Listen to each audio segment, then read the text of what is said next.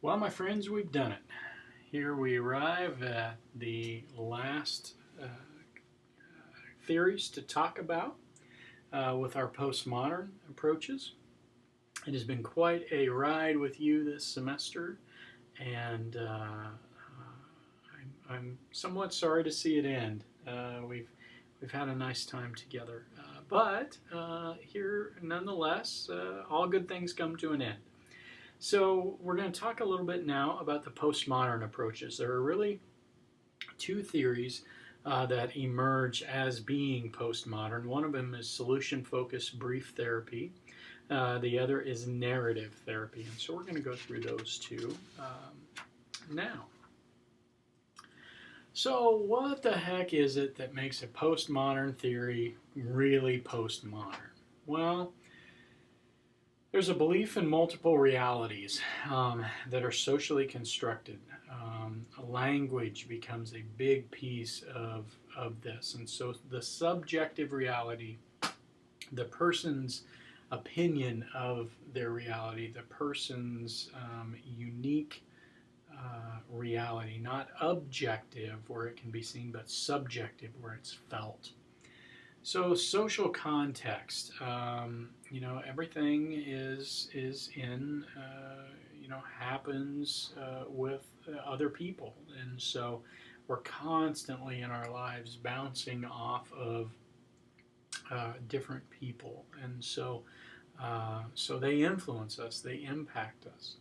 So human life really is constructed in stories or narratives that clients tell themselves, they tell other people, and they help make meaning. And so throughout the semester, I've talked about my grandfather on several occasions, but every time I did, I told you a story about him.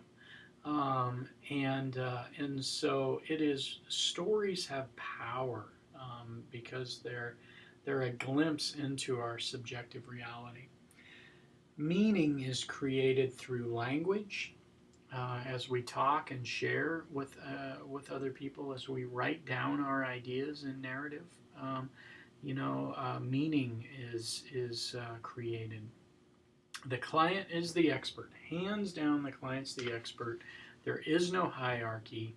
They're an expert in their lives, and we're merely sort of along for the ride, along to help. So we're focusing on their competencies and their resources, not their deficits or the problem itself. So a counselor's way of being, a little bit more about that expert in their lives. So the client is the expert. They inform the counselor about their lives. It's a collaborative relationship. The two of them are in this together. The counselor takes a not knowing kind of position as they develop this therapeutic relationship. And so you tell me about it. I'm interested. I want to hear what you have to say about this. So the counselor enters this conversation with curiosity and with interest. The goal here is to enter their subjective, unique world as fully as possible.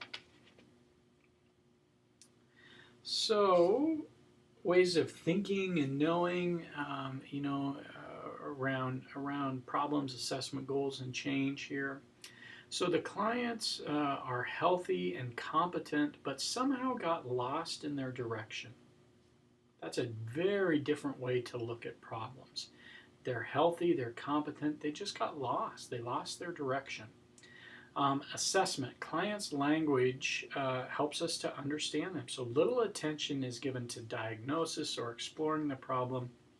In solution-focused counseling, that is my theory, and I have totally immersed myself in it, and we could go a whole day and a half, maybe even up to 5 days of exploring solution focus. And all of these theories have tremendous depth. But in pure solution focus, that's called being on the problem side of the problem. You don't want to be there, but being on the solution side of the problem. And so, because we're on the solution side of the problem, in solution focus, there's no need for diagnosis or, really exploring the problem at great depth. That's problem saturated. That's not going to lead anywhere. It's already here. The problem's already there. Now we need to move on to getting it better. And narrative is like that as well. The goals are set by the client. They're unique. They are small, they're realistic, they're stated positively. I will enhance my wellness by exercising 3 times a week, something like that. And then this one I think is an important one. Small change leads to large change. Small builds upon small until something large has happened. Change begins by deconstructing current narratives and then co-creating new ones. And so this is through the use of language, hearing their stories, offering up flaws in their narrative, self-defeating kinds of problems. So ways of doing, this is very conversational, with Socratic questioning, which really is to say no preconceived ideas.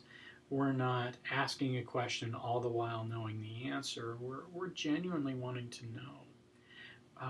Not necessary to confront or challenge clients, rather to get them talking more.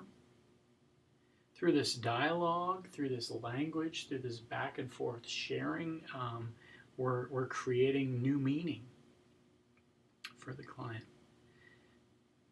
We challenge conventional knowledge that in order to fix a problem, you must understand it. You don't have to. I believe with solution-focused counseling, I can help a person achieve what they want without ever knowing what the problem is.